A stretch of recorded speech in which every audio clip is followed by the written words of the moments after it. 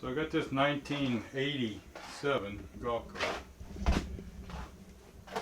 I don't know if you'll be able to see that or not, but AG 87 is the first.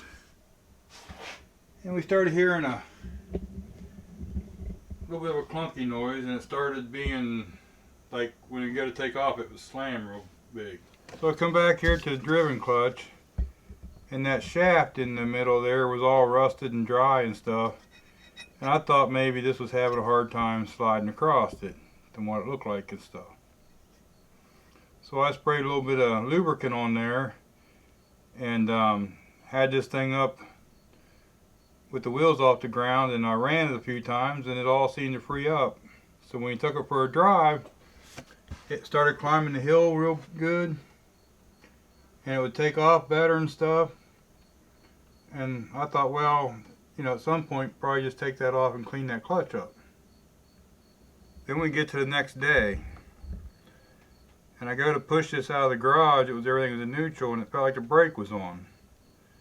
So I rolled it back and forth a little bit, and then it kind of freed up. So we got on it and went to take off, and it like revved up a little bit, and then just like you dropped the clutch and took off. And I'm supposing that's probably when that broke.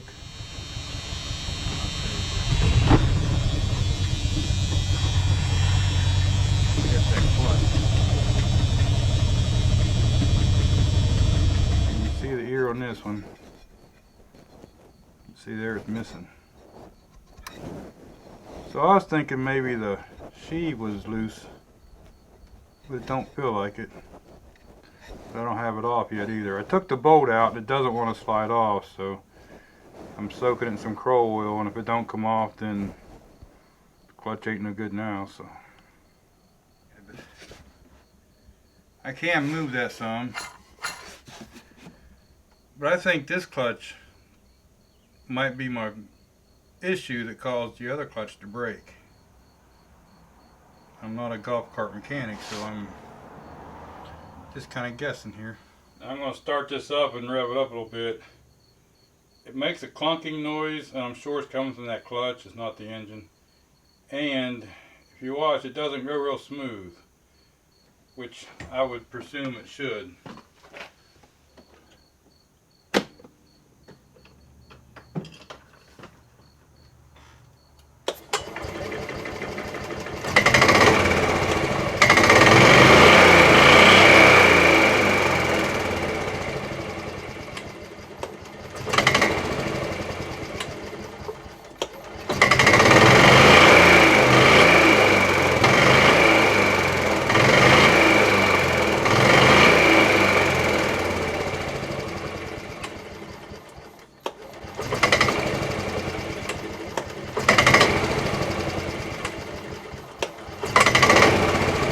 Sure sounds like the noise comes from out here in the clutch to me from standing here.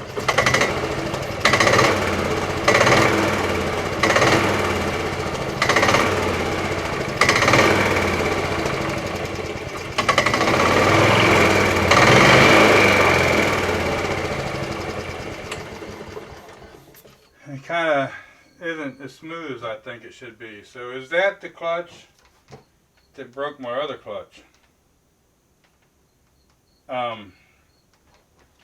I know the rear clutch, they say you can take a 97 and up that you can find available and either put a power spring in it or the other spring out of my clutch and put in it, and it'll turn the counterclockwise.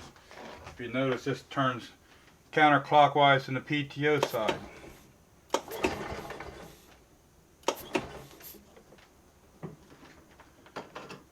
Now, this clutch here, I see they have them for 97 and up. Some people say they're bi-directional, they'll go either way and work. A lot of them say you got to change this pulley here. Use yours that's smaller.